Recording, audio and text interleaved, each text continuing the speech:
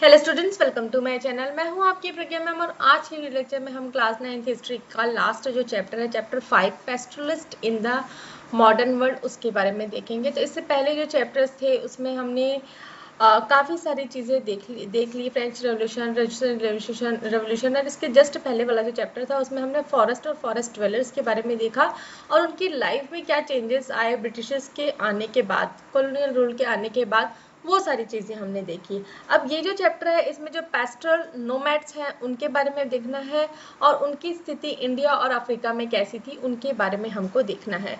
तो यहाँ पे इस चैप्टर में बताया गया है कि जो ये पेस्टरलिस्ट हैं इनकी लाइफ में कोई बात के बारे में कोई बात नहीं करता, क्या इनकी लाइफ का कोई इंपॉर्टेंस नहीं है, इसलिए जो ये चैप्टर है ये आपकी हिस्ट्री बुक में इंक्लूड किया गया है। तो आप ये चैप्टर पढ़ेंगे, चैप्टर को गो थ्रू करेंगे, उसके बाद आपको समझ में आएगा कि हाँ, हमारी जो सोसाइटी है, जो ये मॉडर्न सोसाइटी की बात करते हैं उसके बाहर भी कुछ लोग हैं। जैसे कि इससे पहले वाले चैप्टर में हमने फॉरेस्ट ड्वेलर्स के बारे में देखा, वैसे ही ये वाले चैप्टर में हम पेस्टरलिस्ट जो बंजारास होते हैं, कहीं ना कहीं आपने रास्ते में देखा होगा जो टेंट लगा के घर बना के वहाँ पे रहते हैं, अपने जो कैटल्स हो गए, कैमल्स हो गए, उनके साथ वो एक जगह से दूसरी जगह में जाते हैं।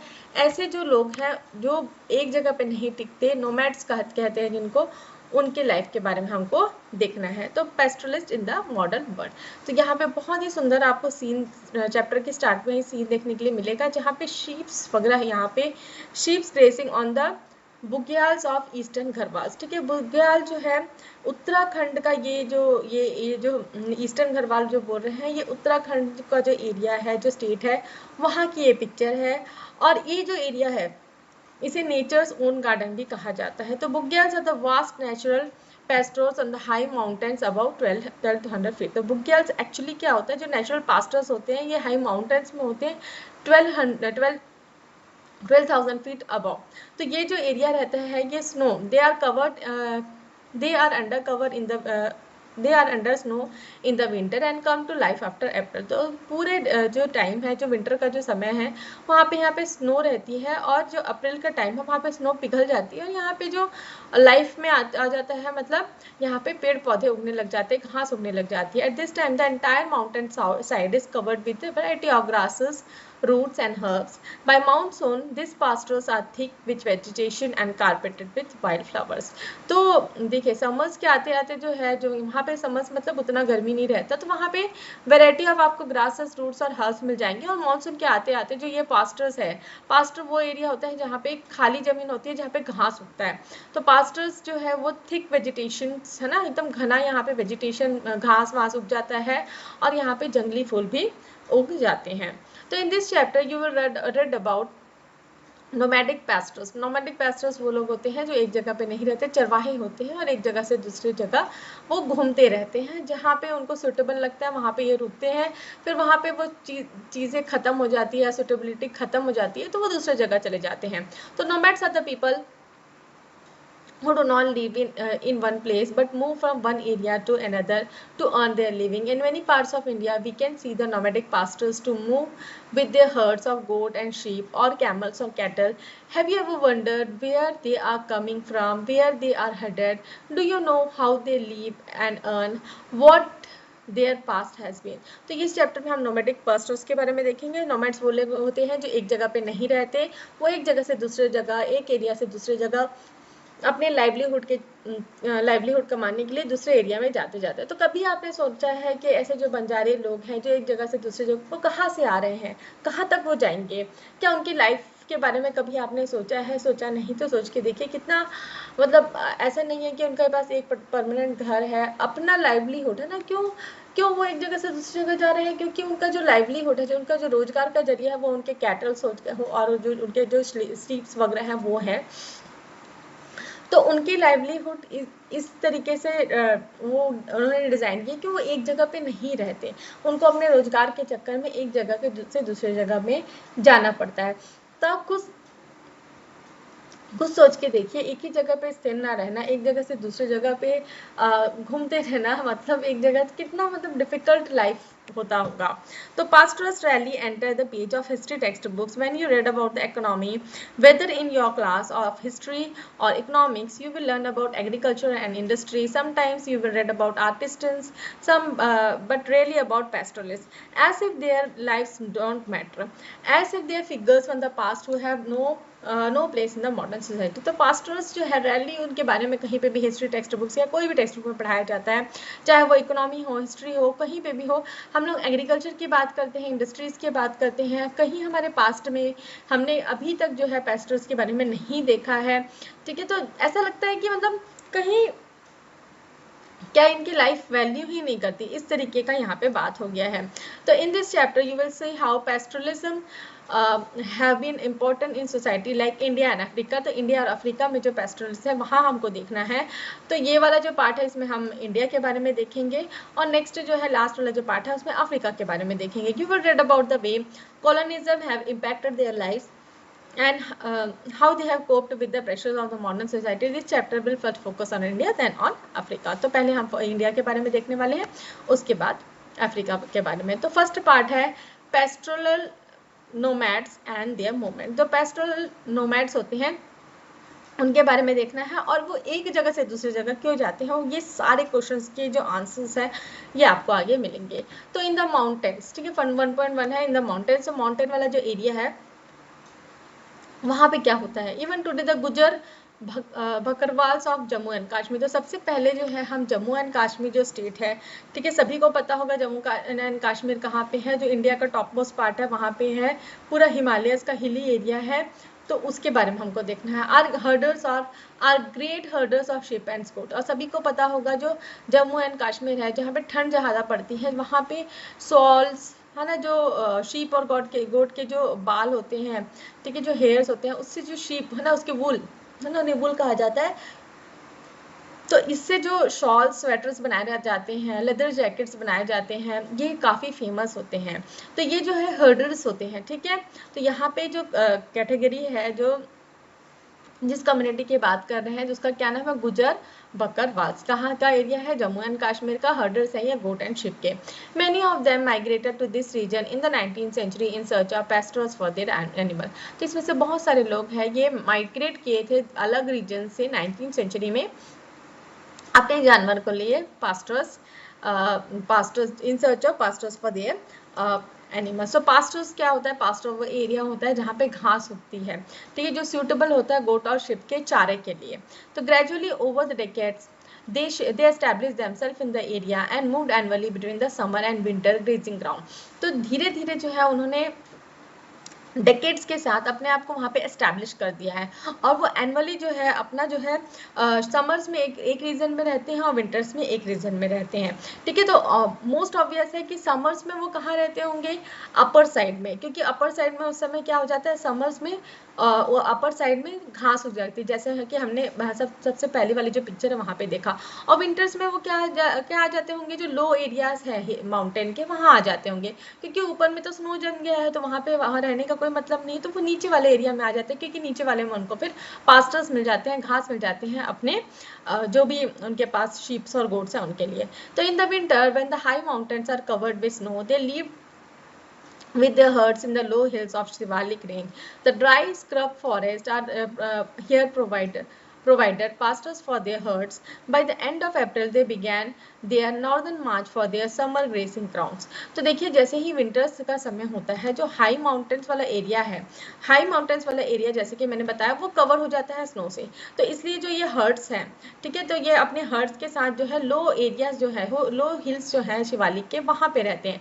तो शिवालिक क्या है, शिवालिक रेंज क्या है, ये सारी चीज़ें आप ज्योग्राफी में बहुत अच्छे से पढ़ चुके हैं, ठीक। द ड्राई स्क्रब फॉरेस्ट, तो ये जो ड्राई स्क्रब फॉरेस्ट है वहाँ पे ये रहते हैं, और ये प्रोवाइड करता है पास्टर्स इनके हर्ड के लिए। तो हर्ड्स क्या होता है, जो ग्रुप है शिप्स का, उसे हर्ड कहा जाता है। By the end of April they began their northern march to summer. और जब जैसे ही अप्रैल आता है, अप्रैल मतलब गर्मी आ जाती है, तो वो नॉर्थर्न तरफ फिर जाते हैं समर्स के लिए, ठीक है। तो several household come together for this journey for forming what is known as काफिला। तो बहुत सारे जो लोग हैं, फैमिलीज हैं, वो एक साथ जर्नी करती है और इसे ही काफिला कहा जाता है। दे crossed the Pir Panjal passes and enter the valley of Kashmir. तो पिर पिंजल जो पास है, ठीक है, ये सारी चीज़ें आप ज्योग्राफी में पहले पढ़ चुके हैं।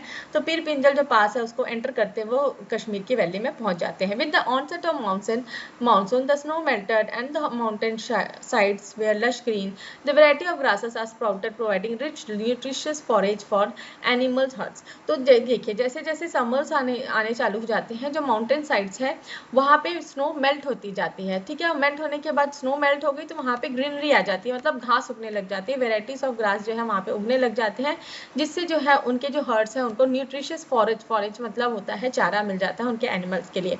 Bye the end of September the Bakarwals were on the move again, है ना। तो जैसे सितंबर आएगा ये जो भकरवाल कम्युनिटी है फिर मूव करेगी।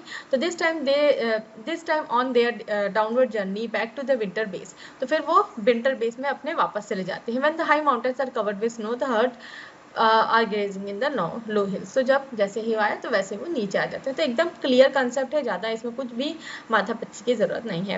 In the different area of the mountains, अब अलग माउंटेन्स की बात कर रहे हैं। घड़ी शेपर्ड्स, ठीक है, अलग अलग कम्युनिटी के बारे में बताया गया है। घड़ी शेपर्ड्स ऑफ हिमाचल प्रदेश, ठीक है। अब हम कहाँ पहुँच गए? हिमाचल प्रदेश। इससे पहले हम कश्मीर के बारे में देख रहे थे और अब हम हिमाचल प्रदेश देखेंगे। Have similar cycle of seasonal movement. तो जैसे ही ऊपर के जो पैराग्राफ में आपको बताया गया है कि पहले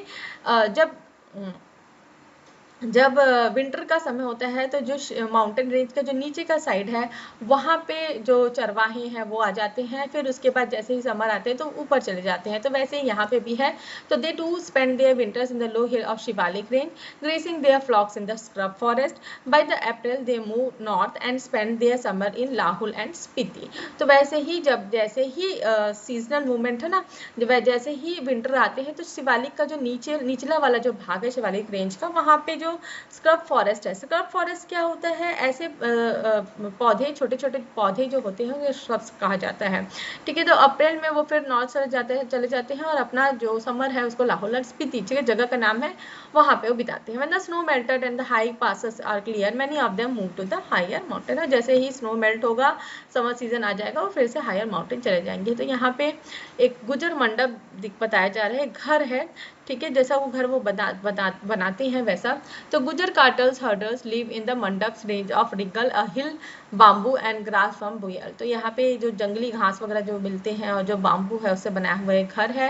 here the Gujjar used to make ghee which they took down for sale, है ना। यहाँ पे जो गुजर्स हैं यहाँ पे घी वगैरह भी बनाते हैं जिसे वो नीचे लेके जाते हैं सेल करने के लिए। The recent year they have begun to transport the milk directly in buses and trucks.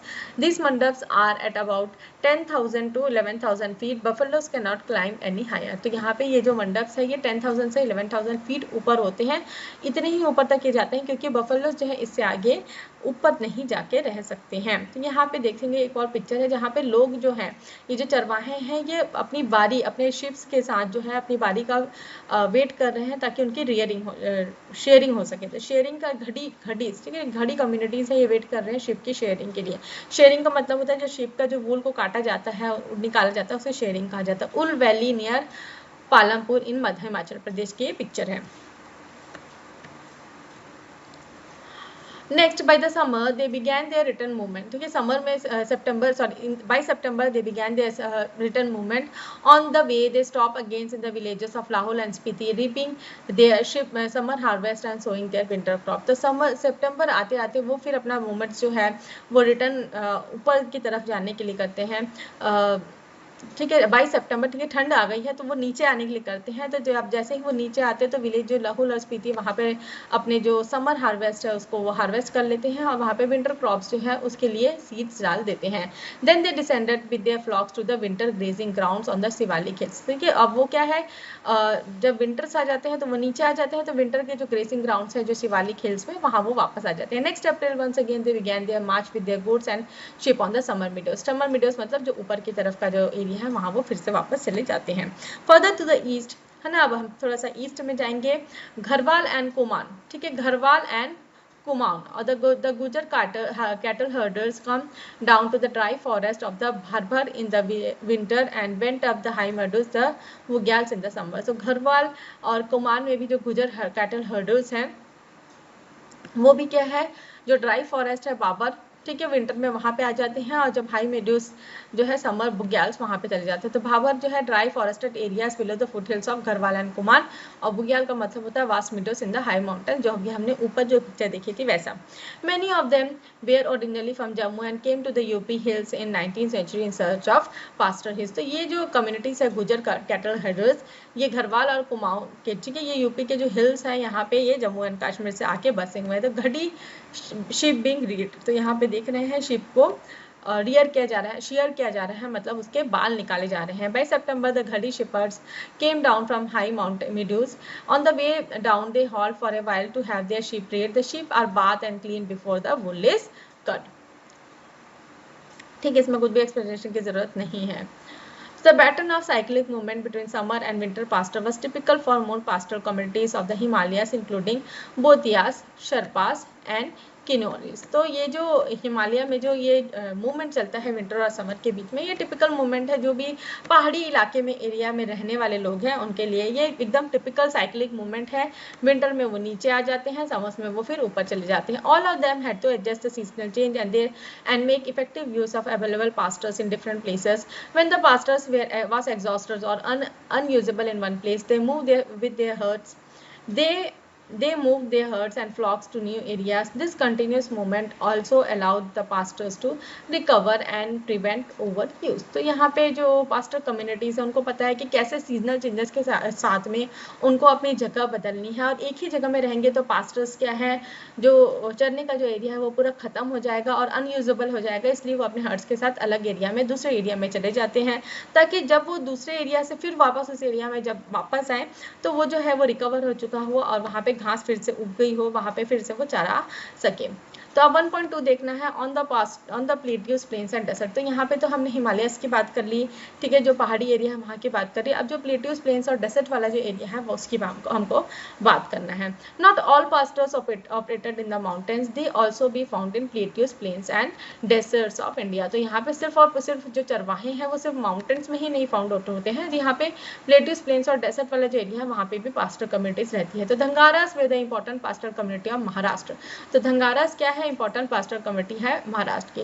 तो यहाँ पे देखिए इंपॉर्टेंट पॉइंट क्या है, कौन सी कम्युनिटी कौन से स्टेट को बिलोंग करती है, ये आपको बहुत अच्छे से याद करके रखना है। स्टार मार्क लगा लीजिए जहाँ जहाँ पे ये जो कम्युनिटीज के बारे में बताया गया है, क्योंकि ये क्वेश्चन आपका सीबीएसई में तो आता ही है।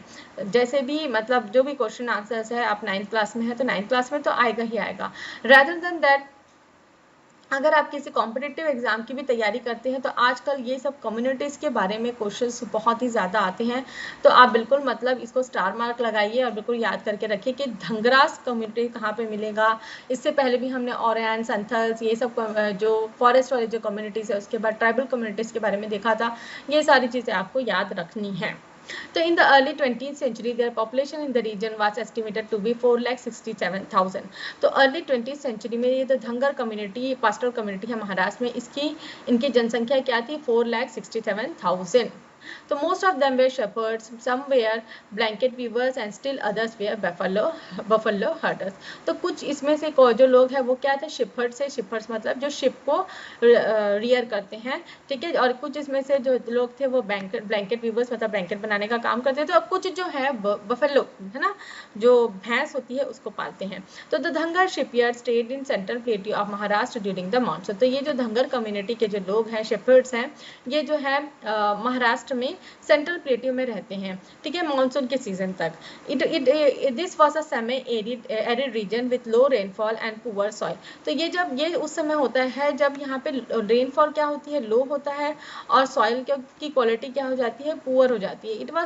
It was covered with thorny scrub. और ये समय जो है यहाँ पे सिर्फ और सिर्फ जो है छोटे छोटे पौधे होते हैं, वो भी कांटे वाले, ठीक है। थॉर्नी स्कब मतलब जो कांटे वाले पौधे होते हैं, जो फॉर एग्जाम्पल गुलाब का पौधा जो होता है सो थॉर्नी स्कब कहा जाता है। तो इसका मतलब ये नहीं कि यहाँ पे गुलाब के पौधे उगते हैं, उस तरीके के पौधे, उस तरीके के कांटेदार पौधे। तो nothing but the dry crops like bajra could be shown here. और यहाँ पे सिर्फ और सिर्फ जो है बाजरा जो है उसकी खेती की जा सकती है। In the monsoon this track become a vast grazing ground for Dhangar flocks. तो अब जो मानसून वाला जो समय होता है तो यहाँ पे ये बहुत बड़ा एरिया बन जाता है जो धांगर के जो फ्लॉक्स हैं उनके लिए। बाय अक्टूबर, और अक्टूबर के आते आते the Dhangars harvested their bajra and started to move west. अब जब अक्टूबर आ जाता है तो ये जो धांगर ने जो धांगर कमेटी के जो लोग हैं इन्होंने जो बाजरा लगाया है उसको हार्वेस्ट कर लेते हैं और स्टार्ट वो लोग वेस्ट की तरफ जाना चालू कर देते हैं। ठीक है, वेस्ट आप लोगों को मैप का तो एकदम बिल्कुल क्लियर होना चाहिए। मैं ये पहले के भी मेरे लेक्चर्स है उसमें मैं बताते आया थी, मैप बिल्कुल क्लियर होना चाहिए। इंडिया में कौन सा ईस्ट वेस्ट नॉर्थ साउथ किस तरफ कौन से स्टेट्स पड़ते हैं, स्टेट्स के नाम क्या है, ये आपको पूरी क्लियर होने चाहिए। After a march of about a month they reach Konkan. ठीक है, तो जब जैसे ही वो मार्च में एक महीने के लिए जाते जाते हैं तो वैसे ही वो कोंकान जो है वहाँ पहुँच जाते हैं। This was a flourishing agricultural tract with high rainfall and rich soil। तो ये एकदम एग्रीकल्चर वाला एरिया है जहाँ पे बहुत ज़्यादा रेनफॉल होती है और यहाँ के सॉइल भी क्या है, रिच होता है।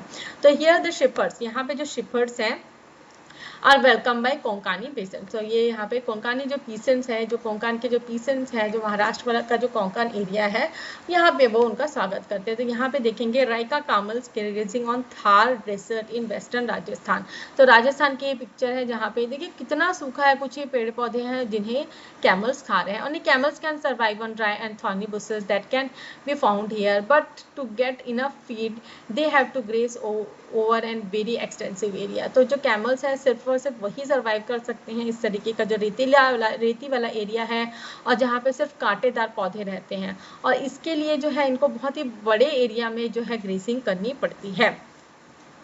After the kharif harvest was cut at this time, the field has to be fertilized and made ready for rabi harvest। तो यहाँ पे जो कोंकानी पीसेंट्स हैं उनके जो खेत हैं यहाँ पे जो खरीफ क्रॉप है, खरीफ क्रॉप जो होते हैं, जो ऑटम क्रॉप होते हैं, जो सितंबर अक्टूबर के समय में जिन्हें हार्वेस्ट किया जाता है, और स्प्रिंग रबी जो है स्प्रिंग क्रॉप होते हैं जिसे हार्वेस्ट किया जाता है मार्च के बाद में। और स्टबल भी low ends of green stalks left in the ground after harvesting. तो छोटे छोटे जो हार्वेस्ट करने के बाद जो दाने गिरे हुए होते हैं जमीन पे उसे कहा जाता है स्टबल। ठीक है, तो धंगाल फ्लॉक्स मैनवर द फ्रिक। तो धंगाल फ्लॉक्स जो है वो फील्ड्स जो है उसमें मैनवर प्रोवाइड करते हैं एंड फीड ऑन स्टबल। तो जो स्टबल गिरा हुआ जो धान वगैरह है जो भी है उससे उसको वो खाते हैं और उसको मैनवर प्रोवाइड करते हैं। मैनवर प्रोवाइड करते हैं मतलब अगर कोई जानवर वहाँ पे पॉटी कर रहा है तो उसके लिए वो मैनवर हो जाता है। ठीक है, यहाँ पे हंसने या फिर कुछ वो करने की बात नहीं, जैसे हम गाय का गोबर यूज़ करते हैं वैसे ही बहुत सारे ऐसे जो फ्लॉक्स वगैरह हैं जिनका जो है मल जो है वो मैनवर के लिए यूज़ किया जाता है। The Konkani peasants also supplies also give supplies of rice which shepherds took back on the plateau when the grain was scarce। तो कोंकानी पीसेंट्स जो है वो उनको राइस भी प्रोवाइड करते हैं जो शेपर्ड्स अपने जगह पे जो है लेके चले जाते हैं। With the onset of monsoon the Dhangar left the Konkan and the coastal areas with their flock and return to the settlements on the dry plateau. और जैसे ही मानसून जो आने के लिए करता है तो धांगर जो है वो जो कोंकण एरिया है उसको छोड़ के अपना जो सेटलमेंट है, जो ड्राई एरिया वाला सेटलमेंट है, वहाँ चले जाते हैं। The sheep could not tolerate the wet monsoon season, क्योंकि शिप जो है वेट मानसून सीजन में मानसून कंडीशन को टॉलरेट नहीं कर सकते, वैसे जगह पे वो नहीं रह सकते, इसलिए कोंकण को छोड़ के वो अपना जो एरिया है ड्राई एरिया वहाँ चले जाते हैं। In Karnataka and Andhra Pradesh again the dry certain plateaus were covered with snow and grass inhabited by the cattle goat and sheep herders. तो कर्नाटका और आंध्र प्रदेश की हम जब बात करेंगे तो यहाँ पे भी जो ड्राई सेंट्रल प्लेट्यू है ये स्टोन और ग्रास से है ना, यहाँ पे स्टोन वाला एरिया है और यहाँ पे ग्रास भी उगती है। यहाँ पे जो कैटल्स गोट्स और शिप को पाला हर्डर्स मिल जाते हैं। तो द गोलास हर्डर कैटल। तो ये जो गोलास है, ठीक है, कम्युनिटी का नाम है, ये हर्ड करते हैं क्या, कैटल्स को। हर्डर कैटल मतलब पालते हैं और उसको एक जगह से लेके जाते हैं। तो Kurumas and Kurubas rear sheep and goats. तो ये जो दो कम्युनिटी है ये शिप और गोट को पालते हैं और ये वूवन ब्लैंकेट्स को भी बेचते हैं। They live near the woods, cultivated small patch of land, engaged in variety of petty trades and do not care and took care of their herds. Unlike the mountain pastoralists, it was not the cold and snow that defined the seasonal rhythm of their movement, rather it was the alteration of monsoon and dry season। तो जैसे कि हमने ऊपर देखा था, यहाँ ऊपर हमने देखा था कि हिली एरियाज में जो पास्टर्स हैं, ठीक है, पास्टरलिस्ट हैं, वो समर्स और विंटर पे डिपेंड करते थे। तो यहाँ पे समर और मानसून पे डिपेंडेंट रहते हैं, तो समर सीजन और मानसून सीजन के हिसाब से वो अपने जो जगह है उनको चेंज करते रहते हैं। In the dry season they move to the coastal tracks. ठीक है, ड्राई सीजन के समय वो जो कोस्टल एरिया है वहाँ चले जाते हैं जहाँ पे रेन आ जाती है। जैसे only buffaloes can like the swampy wet condition of coastal areas during the monsoon month, other herds have to be shifted to the dry plateau at the time. तो जैसे बफेलोज पालते हैं वही एक जगह पे रुक सकते हैं, क्योंकि बफेलो जो है वो स्वाम्पी है ना, जो कीचड़ वाला जो एरिया है उसको पसंद करते हैं। बाकी जो जानवर है जैसे कि शिप्स हैं वो मानसून वाला जो क्लाइमेट है उसको सह नहीं पाते हैं। Banjaras were yet another well groups of glaciers. They were found in the villages of Uttar Pradesh, Punjab, Rajasthan, Madhya Pradesh and Maharashtra. In the search of good pasture land for their cattle, they move over long distance selling flock cattle and other goods to the villages in exchange for grain and fodder. तो यहाँ पे बहुत सारी जो अलग Banjara communities हैं, ठीक है, ये जो ग्रुप है कम्युनिटीज़ के, उत्तर प्रदेश, पंजाब, राजस्थान, मध्य प्रदेश और महाराष्ट्र में फाउंड आउट होते हैं। तो ये कम्युनिटीज़ एक जगह नहीं रुकती, ये भी एक जगह से दूसरी जगह जाते जाती हैं। और ये रास्ते में अपने जो प्लॉ हैं, ठीक है, प्लॉ कैटल मतलब जो बैल हो गए जो खेतों में यूज करते हैं, उस वो यूज होते हैं उस तरीके के कैटल्स को बेचते हैं और उसके एक्सचेंज में ग्रेन और फॉडर अपने साथ लेके जाते हैं और कुछ कुछ अलग उनके पास जो सामान रहता है उसको भी वो बेचते जाते हैं। तो यहाँ पे हमको अब थोड़ा सा राजस्थान के बारे में देखना है। तो एक camel herder in this settlement, तो यहाँ पे कैमल हर्डर हमको देख सकते हैं हम। तो इनके जो घर है उसको देखिए, camel herder in his settlement. तो ये सेटलमेंट मतलब यहाँ पे वो रहते हैं। This is on the Thar desert near Jaisalmer in Rajasthan. The camel herders of the regions are Maru desert are Maru Raikas and their settlement is known as dhandi. तो इनके सेटलमेंट को क्या कहा जाता है? धांधी। और ये रीजन क्या है? मारू डेजर्ट का है, ठीक है। तो in the desert of Rajasthan live the Raikas, ठीक है, ये राइका कम्युनिटी है।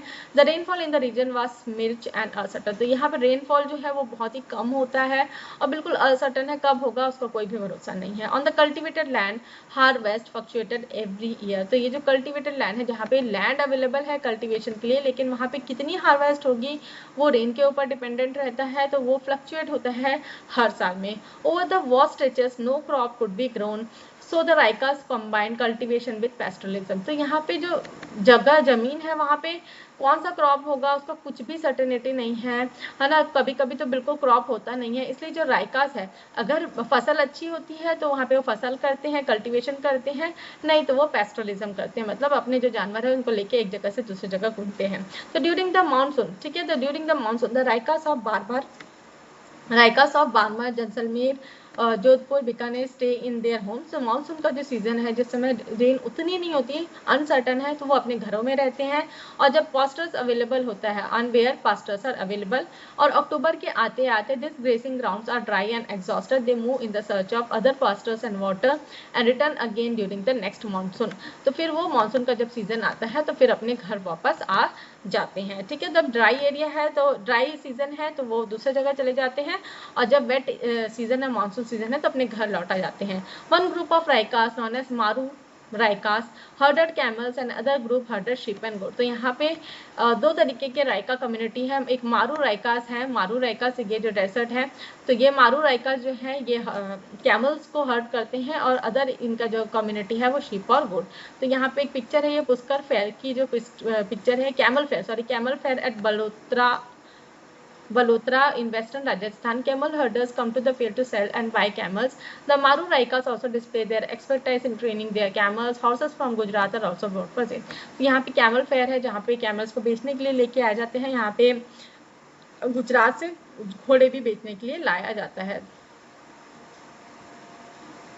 तो यहाँ पे so we can see the life of these pastoral groups was sustained by the careful consideration of host of factors. They have to judge how long the herds could stay in one areas and know where they could find water and pasture. They need to calculate the timing of the movements and ensure that they could move through different territories. तो यहाँ पे हमने देखा जो pastoral groups है वो sustain करते हैं, मतलब वो बहुत सारे फैक्टर्स को देख के एक जगह पे सस्टेन करते हैं। जैसे कि हमने ऊपर माउंटेन वाले एरियाज में देखा कि माउंटेन वाले एरियाज में समर में ऊपर चल रहना है, विंटर में नीचे आ जाना है।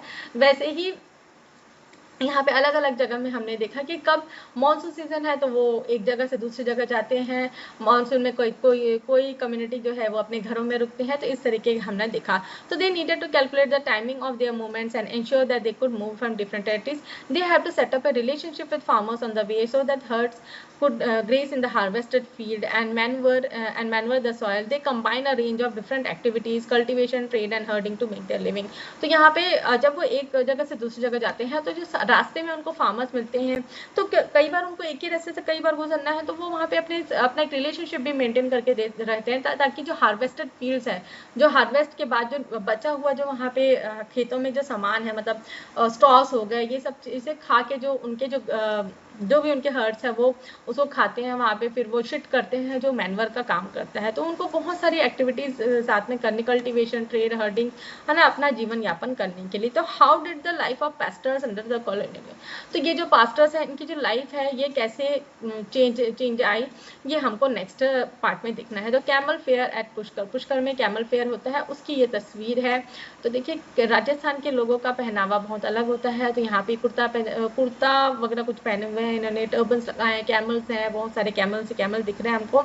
और ये पिक्चर देखिए बहुत कितनी शानदार पिक्चर है।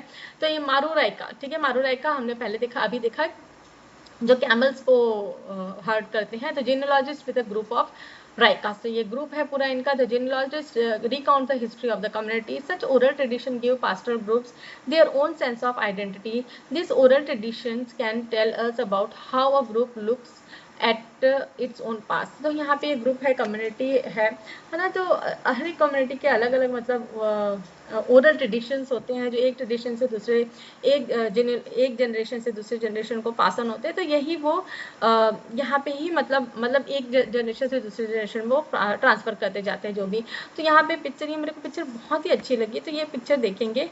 तो ये घर देखिए, ठीक है, ये घर पे कुछ ऐसा भूसा, जो हमारी तरफ तो भूसा बोलते हैं, तो यहाँ पे कुछ पड़ा हुआ है, ठीक है। तो ये कुछ पत्थर मिट्टी वगैरह का बना हुआ घर है।